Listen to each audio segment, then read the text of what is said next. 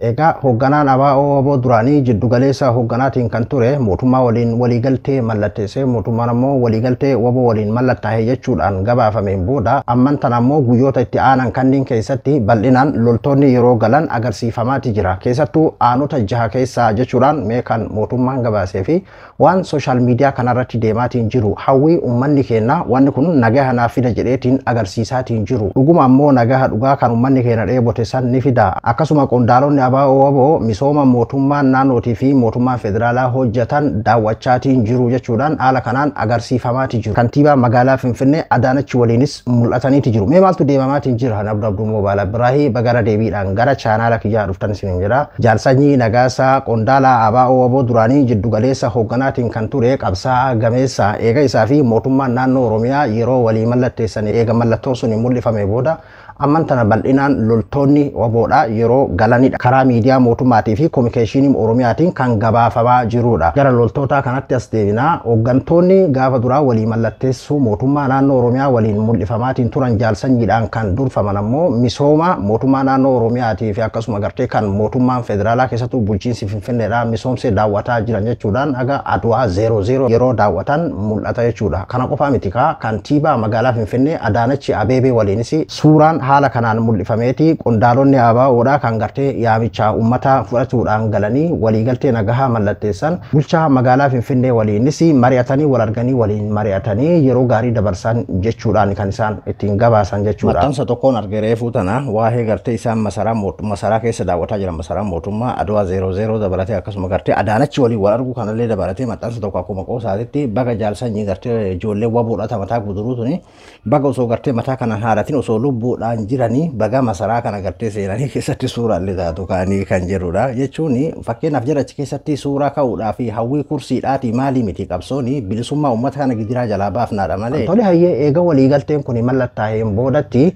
loltoonni ABO bal'inaan kan mul'ataatiin jiru fakkeenyaaf kaleessa qofa jechuudha kan mootummaan gabaase godinoota Oromiyaa keessaa tan rakkoo nageenyaatiin waggoota 4-5 dabran kana raafamaatiin turte Shawaa Lixaa keessaa aanota 6 keessaa loltoonni kunniin kagalan aanaa Gindabirati Coobii Ilfaataa fi aanaa Amboo miidhaqanii faadha jechuudha kan gartee karaa miidiyaa mootummaatiin gabaafameedha beekaa kaleessa qofaa nama 800 oltu karaa nagahaatiin jechuun waan hooggantoonni gartee walii mallatteessan kana faana bu'uudhaan warri duraan isa jalatti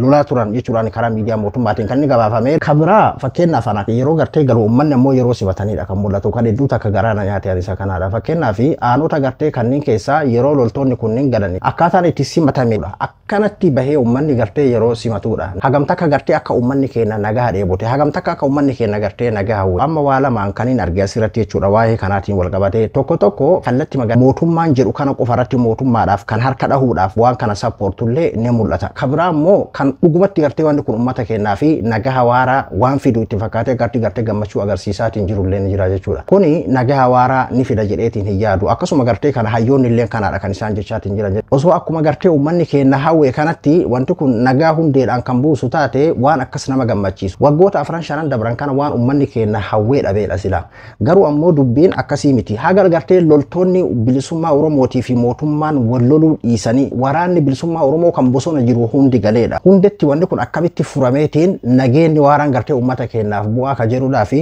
uummatuma gartee nagaa dheebote kan lafarratti dararaa kan argaatiin jiruudhaanaa fi sihii miti kan murteessu gartee uummata san jechuudha uummanni sun har'an tana waanuma gartee jedhame kana qofa dhugaa sehee amma booda nageenyi naaf bu'ee mootummaa fi WBOn araaramanii ganaa gartee anarratti walajjeesuun ati ebalu deeggarta ati ebalu akkas taate jedhameetiin jidduu kanatti gartee ani dararamuun aayyoon tiyya gartee ilma biratti daffaramuun haftee jedheeti uummanni akkasitti fakkaate jechuun wanni kun waan hundetti furame hedduu beeki miskiinni akkasitti fakkaate karakkoo dararaa bar namni gartee rakkoo kana argaatiin jiru kan dararaa kan argaatiin jiru beeki waan kanaa keessatti achi fageesse fagootti ilaaluullee miti beeki bakka nageenyi bu'e karaa miidiyaa mootummaatiin ammoo akkaataa itti gabaafamaatiin jiru argaatii jira akka waan gartee wanni kun hundirraa xumura argatee bar yaada uummataafaa jedhaniitiin nama miidiyaadhaan haasofsiisanii akka waan gartee WBOn guututti gartee bosona keessaa galeetitti jechuudha duuba uummanni waan jedhame kana dhugumatti gartee waan nageenyi isaa bu'ee itti fakkaatee arrantan akkasitti ilil jedheetiin mul'ate jechuudha faarsee bulaan akkuma jirutti ta'e kan gartee gara tokko jaalatee gara tokko jibbuu gara ofii fedhu irratti gartee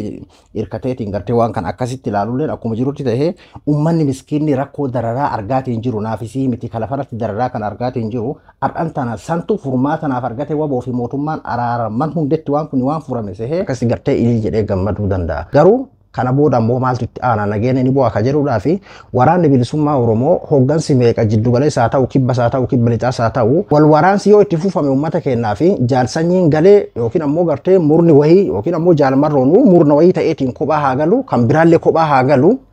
araarri dhugaadhaa gartee hooggantoota guutuu waliin yoo kan hin dhufne taate kuni nagaa hin fidu jechuudha. Haa ta'uti ammoo warra gale kana amma namoota hedduu gartee kan itti qoosan kan adda addaati agarre. Warra gale kanaa fi kabajatu malaa fi anaafisi gartee mana OA keessa teenne nama lubbuu fi irraa bahee gartee agas bosona keessa ture sanitti qoosuun sirrii natti hin fakkaatu akka nama tokkootti akka yaada kiyyaatitti jechuudha. Garaagarummaan ilaalcha akkuma jirutti tahee abira ammoo gartee akka namni hedduun mootummaan fakkeenyaa fi waamicha godhee fi karaa kana qofaan galuu qaban karaa kana ala akkamitti wanti biraa tokko illee hin jiru dantaa isaaniiti maal namoota jedhanillee hedduudha argita. Ati bara fakkeenyaaf yookiin karaa kana jaalattee fi karaa kanaan garanii miti. Anaafisi wanni nurraa barbaachisu nageenyi haa bu'uudha akka uummataa taanee jechuudha. Karaa ittiin nageenyi bu'u ammoo warra ogeeyyota warra siyaasaati kan gartee beeku kan murteessu jechuudha. Wanni guddoon maalinni amma kallattii an fedhu san hin yaamiidha. Kallattii kanaan hin yaamin yoo taate malee nagaatti yaamuun nagaaf bakka amma gartee namni hundinuyyuu nagaa barbaannaa uummanni keenya nagaa barbaadaa nagaaf akkas gartee kabajaa qabaa uummanni keenya dheebuu nagaatiif akkasi gartee bahee sibate ka jiru kuni hafuura uummata keessa faca'eedha. Jechuun barama fakkeenyaaf waggoota afran dabran kana yoo ati rakkuma waa'ee araaraa tokko ta'a araaramaa nagaa buusaa waa'ee kanaa yoo ati dubbattu bar kasitti aarutu jira. Shaneen akkasi kasiin jedhutu jira inni kan biltsiginnaan akkasi kasiin jedhutu jira biyya san qawwee malee akkasi kasiin jedhutu jira.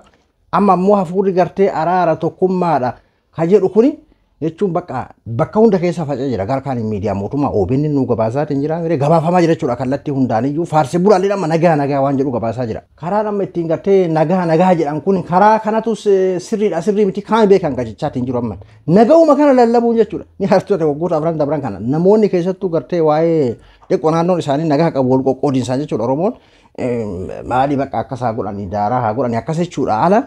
namni waa'een hafuurri nagaa kun jiru jechuudha. Amma ammoo nagaa bakka tokkoomu wanni jedhu kun faca'e. Kuni ka sobaallee haa ta'u ka dhugaallee akkasuma dhufa. Kuni ka burnaallee haa ta'u ka waliigalaallee akkasumatti dhufaaf hin jira beeki. Wanni kun hawaasa keessa faca'uun hedduu akka na gammachiisan. Wanni miidiyaa irratti argaa jirullee kan barama miidiyaa waan biraatu sitti hin fidu amma sooshaal miidiyaa irratti amma waan biraa agartu warra amma kana malee jechuudha. Araara mootummaa fi waboo bakka jechuun ka sobaallee haa ta'u kanatu sitti dhufa amma jechuudha. Garuu ammoo rakkoon jiru maalinni amma nagaa fedha kallattii an fedhuun yookiin ammoo gartee ebaluun keenya si waamee galiidha. Yookiin ammoo gartee lakkii haga gartee ebaluu keenya waamanitti akka san osoo hin taane san gartee ati hayyoota siyaasaatiif ogeessotaaf dhiisuudha. Garuu amma ajandaan nagaa bakka gartee Oromoon nagaa barbaadaa nagaa walii galamuun akkanaa kun akkana mul'isee akkana simate uummanni Oromoo bahee dheebuu nagaaf qabu wanni guddoon isii tanaati qabadhu. Nagaa yaamuudhaa fi lakki karaa nagaa kana hawwii qabaatu uummanni akkanatti agarsiiseeti jira. Nagaa fidaa ammoo ka jedhuudhaa fi san boruu itti dhufnaan dhiisi sanati. Amma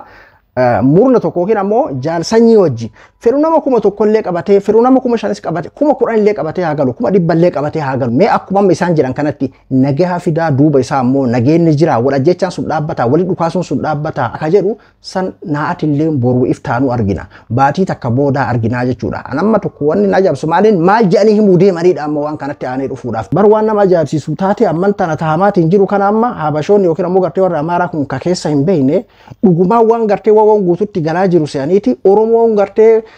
walii galaa jira jedhanii muddamsuu sodaa rifatuu isaan rifatan ajaa'ib jetta wallahi waan nama ajaa'ibsiisu karaa TikTokiin karaa YouTube kanaa haala deemaa jiru yoo ilaalte jechuudha. Jaalgasanyiin akkuma jedhu kana gartee yaamicha uummataa fudhatee haa ta'u waboodhaa waa walolee murna kophaa taheedhaafis haa taatu kuma barbaadeef iyyuu haa ta'u an akka kiyyatti kabajatu malaaf ammoo haa ta'uti nagaa fidaa jedhe yoo uf gowwoomsuu fi uf sobuu taate malee nageenni inni fidu hin jiru. Gaafni nageenni dhufu gaafa loltoonni waraana bilisummaa Oromoo guutuun mootummaadhaan waliin mari'atanii araara buusanidha. Arran tana fakkeenyaaf osoo mariin araaraa akkuma gartee amman tana haala akka murnarratti jedhamee kanarratti waraana bilisummaa Oromoo hoggansa guutuu waliin gartee silaa mari'ataniitiin akkasitti kan dhufu taate Oromiyaan guutuun ilii kana keessa jirti. Gaafiin uummata keenyaa nagaa dheebotee nagaa gaafachaa jiru suni gaafa waboo waliin guutuutti gartee nageenni bu'ame qofaa jechuudha. Hanga gartee sun hin ta'aminitti dararaa fi miidhaan ittuma fufa. Akkuma ormi gartee fakkeenyaaf waan amma deemamaatiin jiru dokumantarii gartee gabaabaa yookiin ammoo murna gabaabaa wajjin gartee mootummaan amma ittiin oofaa jiru kanaani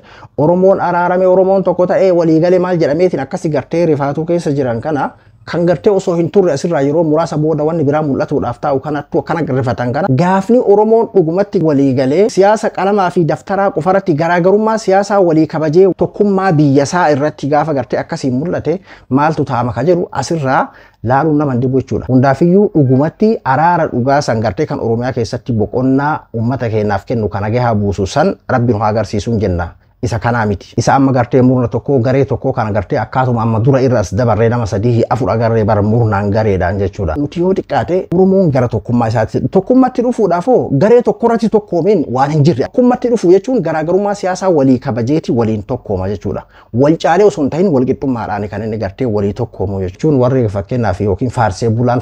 faarsuu fi yookiin abaaruu ofarratti xiyyeeffate hin baanu. Namni uummata ta'ee yookiin dhugumatti nagaa barbaadu akkasitti xiyyeeffatuu qabnaa isin jechuu barbaade. Ana Abduu Mobaala Biraay anga qophii biraatti walitti deebinutti nagaan naa tura.